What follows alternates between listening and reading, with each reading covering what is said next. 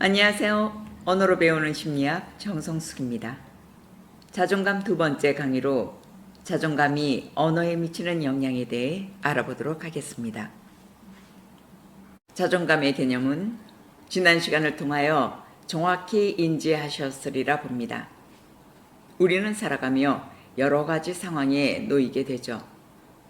우리가 맞이하게 되는 상황 앞에서 여러분의 자존감에 의해 그 상황에 반응하는 모습이 각기 다르게 나타납니다. 혹시 여러분은 혼잣말을 할 때 자신을 존중하는 언어를 쓰십니까? 아니면 자기 비하적인 언어를 사용하십니까? 어떠한 실수를 했다고 합시다. 이러할 때도 사람들의 반응은 두 가지로 나누어집니다. 이번에는 내가 컨디션이 안 좋았네. 다음에는 이번 경험을 바탕으로 더욱 집중력을 강화해야겠어 라고 긍정적으로 받아들이는 사람이 있는가 하면 내가 그렇지 뭘 잘할 수 있겠어.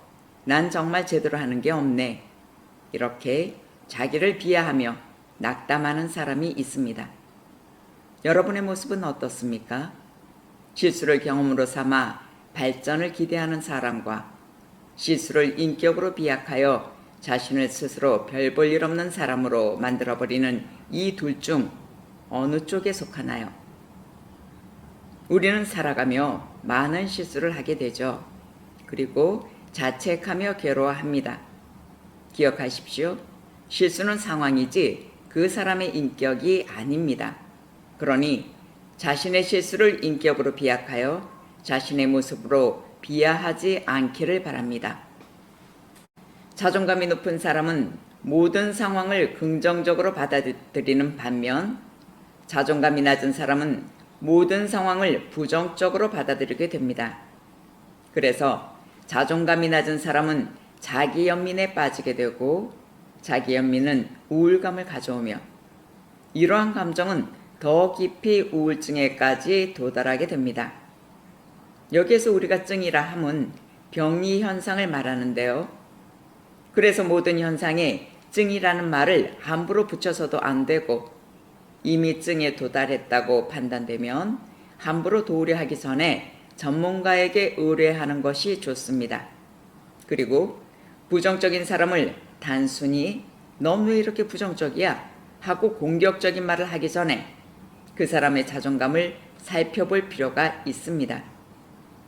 자존감이 낮은 사람은 자신을 부정적으로 보고 자신을 부정적으로 보는 사람은 타인도 부정적으로 바라보며 신뢰하지 못하는 것이죠. 부정적인 정서를 가진 사람은 결코 건강한 소통을 이룰 수 없습니다. 내가 만약에 부자라면, 내가 만약 좋은 대학을 나왔다면, 내가 만약 부모를 잘 만났다면, 내가 만약 더 예쁘다면 등등 이러한 말들은 모두 자기 연민을 나타내는 언어라 할 수 있습니다. 이렇게 자존감에 의해 상황 앞에서 반응이 달라지고 언어가 다르게 표현되지만 때로 자기를 존귀하게 여기는 마음은 과정에 따라 상황에 따라 올라갈 수도 있고 내려갈 수도 있습니다.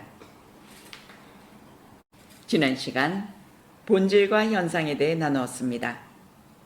심리를 본질이라 하고 언어를 현상이라고 할 때, 또 심리를 내용, 언어를 형식이라고 할 때, 내용과 형식은 상호작용을 한다고 말했습니다. 자존감이라는 심리 기제가 내용으로서 우리의 반응과 언어라는 형식을 결정하기도 하지만 자신의 형식을 변화시켜 내용을 새롭게 할 수도 있습니다. 한 예로 긍정적인 말을 자기에게 되뇌인다든지 대화에서도 긍정적인 대화로 이어간다면 그 말은 자신에게 가장 큰 영향을 주게 된다는 것이죠. 직장에서 동료에게 또는 부하 직원에게 이게 뭐야? 이렇게밖에 못하겠어가 아니라 서식이 일목요연하게 잘 구성되어 있네. 내용 이 부분만 보충하면 더 좋겠는걸? 하고 하나의 지적을 위해 칭찬을 먼저 해주는 거죠. 긍정 마인드가 된 상태에서는 지적이 들어와도 이미 라포가 형성되어 있기 때문에 그 지적조차도 긍정적으로 받아들이게 되는 겁니다.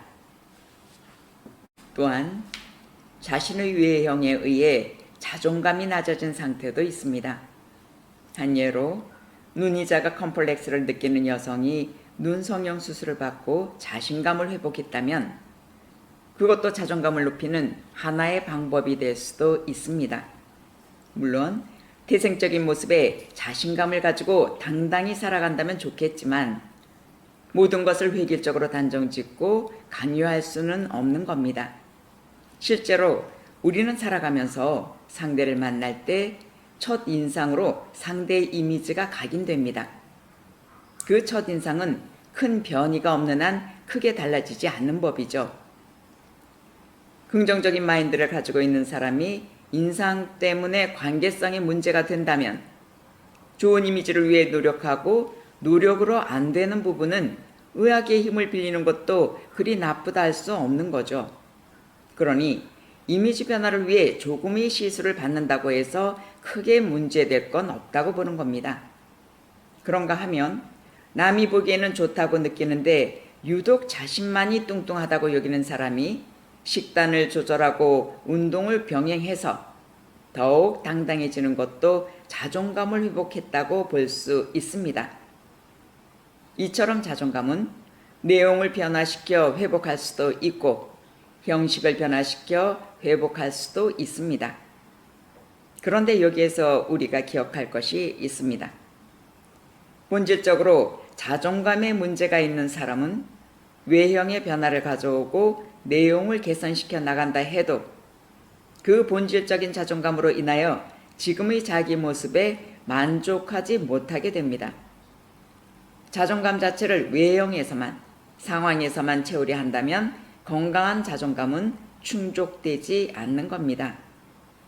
그러니 자존감의 실제적 개념에 충실할 것을 공고합니다.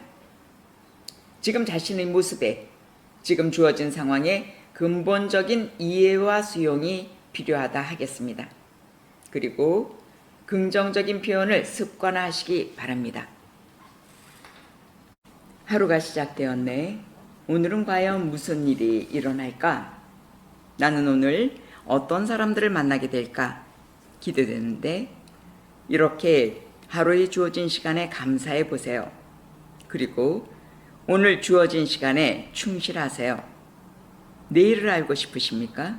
오늘 그리고 지금 내가 무엇을 하고 있는지 의식의 관점으로 바라보세요. 지금의 내 모습이 나의 미래입니다.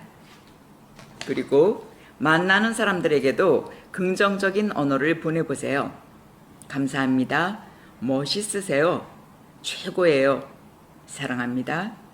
그리고 때로는 감탄사 하나로도 충분히 마음이 전달됩니다. 와우, 이야, 동시에 엄지척 해주세요. 이것을 기술적인 언어가 아니라 진심을 담은 언어로 하시기 바랍니다. 때로 말은 좋은 말만 하는데 왠지 마음으로 와닿지 않는 사람이 있습니다. 왜 그럴까요? 언어가 마음이 아니라 기술로 느껴지기 때문입니다. 무슨 말일까요? 언어가 하나의 제스처로만 느껴질 때 우리는 반응하기가 힘들어집니다. 그런데 작은 동작 하나에도, 조그만 표현 하나에도 마음에 감동이 오는 경우가 있습니다. 그의 진심 어린 눈빛과 그의 진솔함이 묻어나기 때문입니다. 그렇다면 여러분은 지금부터 언어를 기술로 익힐 것이 아니라 마음으로 익혀나가는 여러분이 되시기를 소망합니다. 오늘도 수고하셨습니다.